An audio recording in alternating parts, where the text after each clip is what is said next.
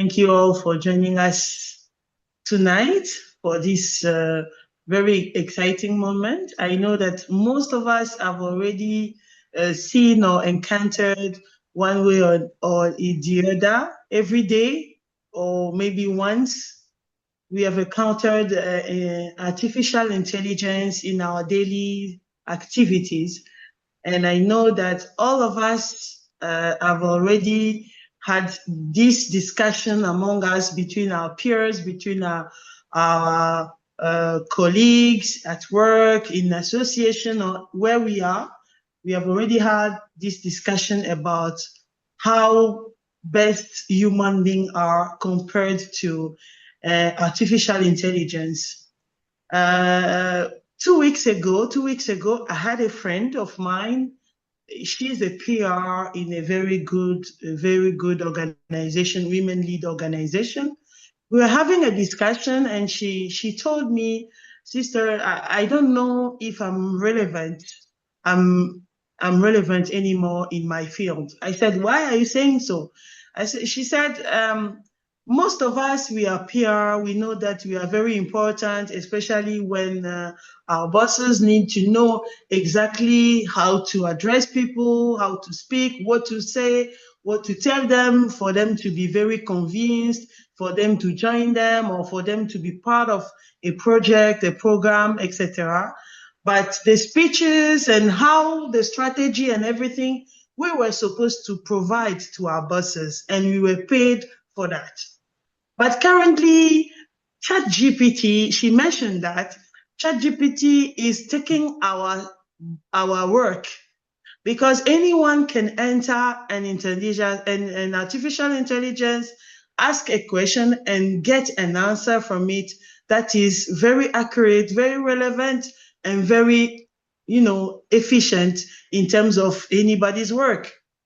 It can even give you legal advice. One of my friends was like, "I don't consult legal advisors anymore, because if I get a contract, I get something that I need to analyze, to think through, I just need to send it to an artificial intelligence.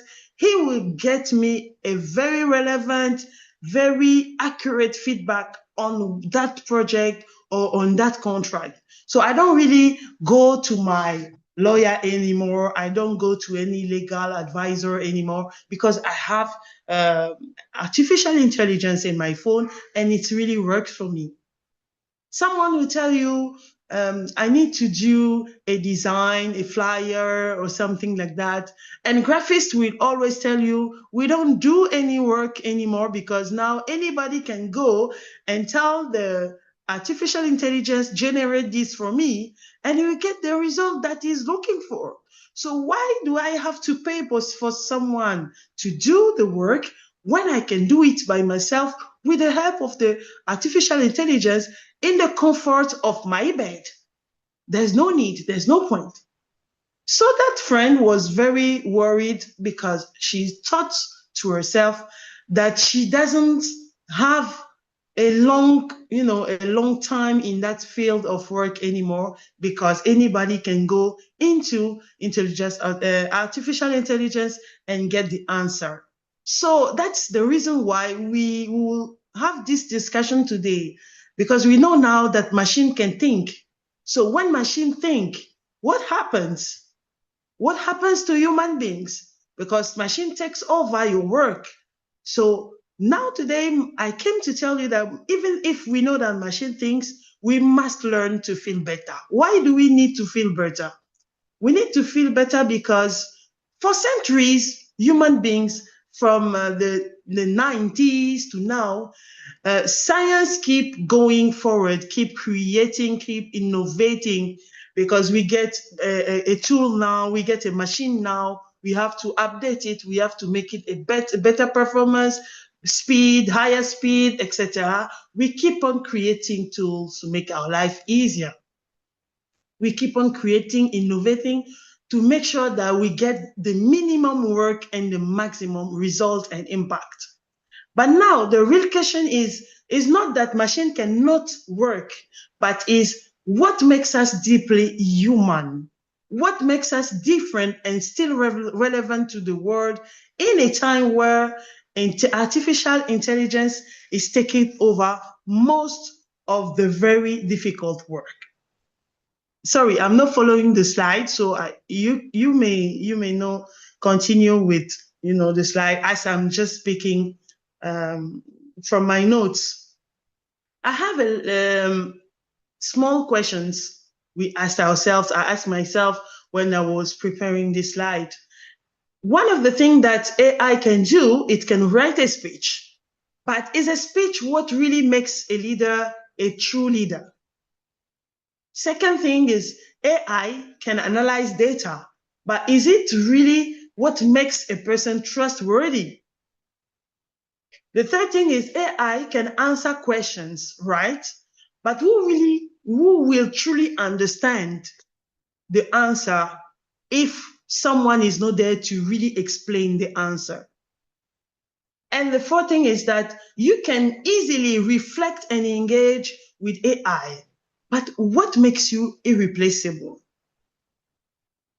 Now, we all know that the strength AI has is what they do, what AI can do well is that it can process large data, it can detect patterns, it can automate repetitive tasks, it can generate ideas and content, it can also support decision making. That's true. So when my friend is saying, I consult my AI to get me a good feedback concerning a contract, a legal contract and everything, is because it will help you make decision making if you have to really go ahead with that contract or not.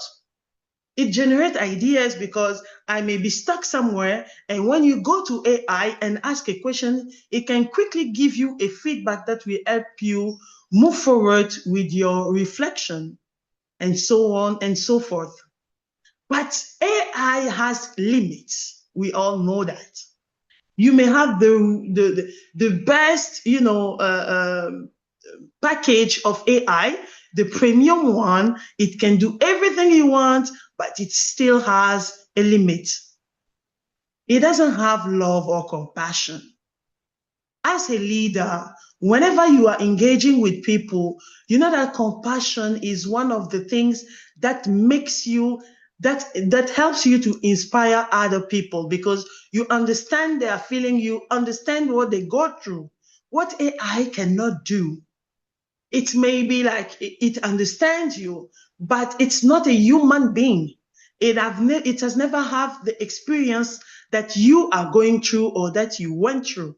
So no love or compassion with AI. There's no true emotions with AI. Response are patterns. You get the same response, even if you are me from Morocco, from Zambia, from Tunisia. Mostly, if you have a pattern, it gives you almost, averagely the same response. So it's not really emotion that it brings you pattern, right? There's no cultural meaning with AI. It misses the depth or cultural context of values. When you interact with someone who has had the same cultural experience with you, it's different. There are certain things that comes up in the conversation that even AI at the highest level of the path you got can never give you. We've all grown up in the same community, same environment.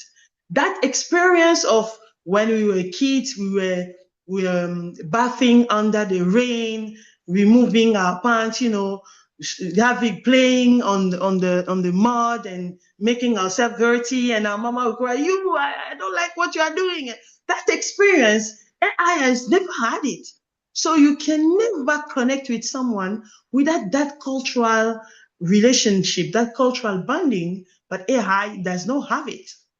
And no personal experience, of course. If you are not a human being, it's difficult to say, I have a personal experience. It's rather always a pattern.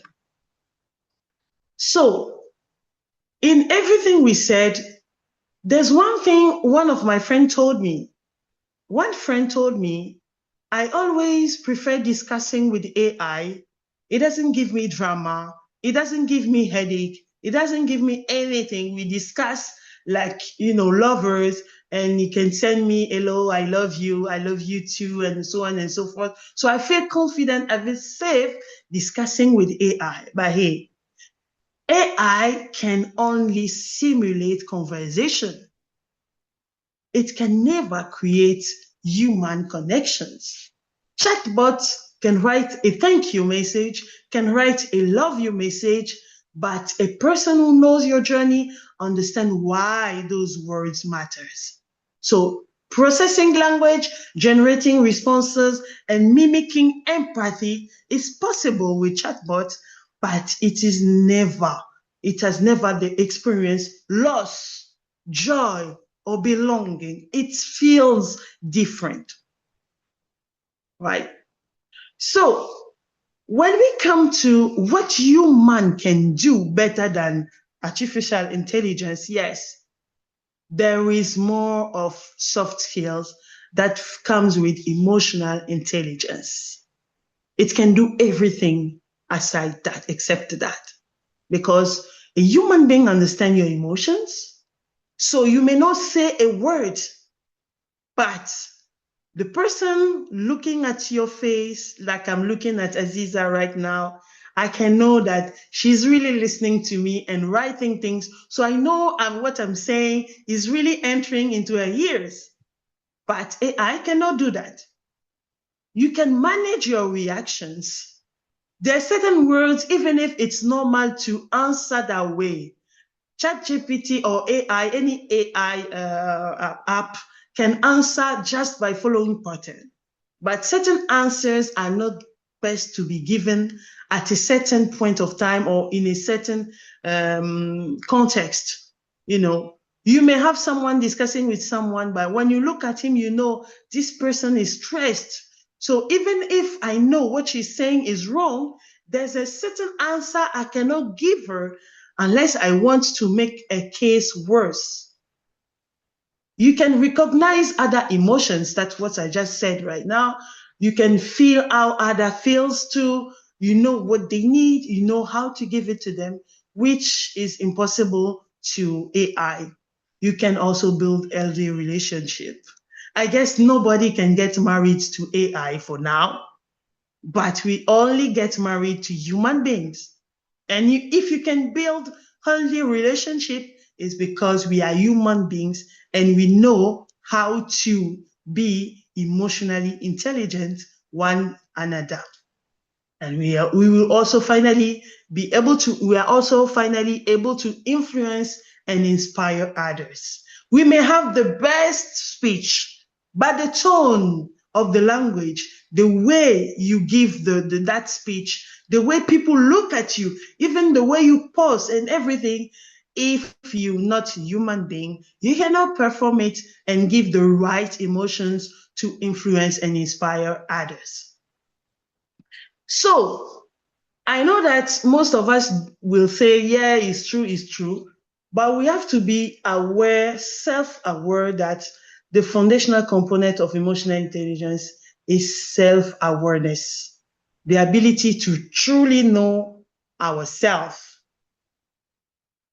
AI is really a very great tool, but without self-awareness, we will not be able to bring out what will make us come out and be more superior to AI, because we must be self-aware of who we are ourselves as human beings. We must know who we are and what we stand for, and also understand what motivates and drives us. Recognize the trigger behind every reactions that we have, identify our strengths, identify our blind spots, and there leadership will begin from within. We must also be able to be self-managed. We have to have the ability to control our emotions, thoughts, and behavior in different situations, what AI cannot do, right? And also, we have the ability to be very empathic. We understand one another because experience is what makes us connect to others. What you are experiencing now, I've had the experience directly or indirectly, and I can feel for you. I can feel your journey. I can feel what you feel, and I know how best I can react towards you to help you be better and safe wherever I am. So even if I have a text, a speech, when I come across you and I'm ready to deliver that speech to inspire you, I will not only deliver by delivering, I will look at you, I will look at your emotions, look at everything that your character, your facial movement, facial communication, and know what exactly I can tell you for you to feel better, confident, and ready to listen to me. That is empathy. And human beings can develop social skills, which are the foundation of effective leadership and teamwork. We can build meaningful connection, and technology can never replicate that. So by trusting people, we create a genuine bond. By collaborating, we work together toward shared goals. By communicating effectively, we can listen deeply, express ourselves clearly, and adapt our message to truly connect with others. And an AI-driven app can never know social skills. It's easy for us to motivate because motivation in the age of AI goes beyond measurable outcomes. Human capacity to find purpose, meaning, and drive that no algorithm on the earth for now. Let me say for now, because technology can really go fast. But for now, no algorithm can replicate motivational, skills. We create purpose beyond metrics and results. We inspire one another through personal value and vision, and we inspire others through authentic connection by finding the meaning in our work, not just the output. Why connecting matters more than ever? Connection matters more than ever because we feel seen, we feel heard, we feel valued, and we feel the sense of belongings. Any other tools coming within will just attach itself to the four connections that help us feel seen, feel heard, feel valued, feel the sense of belonging. So trust cannot be downloaded. It's not possible. You still have to have connected one way or the other to be able to have trust in someone. For me to be part of you, to be on this platform, is because Aziza and the entire team trusted me. But they did not trust me out of nowhere. There's a background, there's a history that comes within time and make them able to trust me. So they cannot download it. Imagine two leaders with same knowledge, same tools, and same AI assistant. The first gives instruction, clear, efficient, and data-driven, and the second creates commitment through genuine connection, empathy, and trust. Only one of them will inspire other.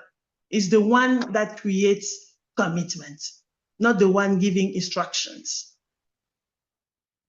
So the future leader must know now that though we know that we are a little bit above AI because we have what AI does not have, we cannot be a leader without mixing our soft skills that comes from us as human beings and the knowledge and capacity of AI. The future leadership must mix soft skills and artificial intelligence.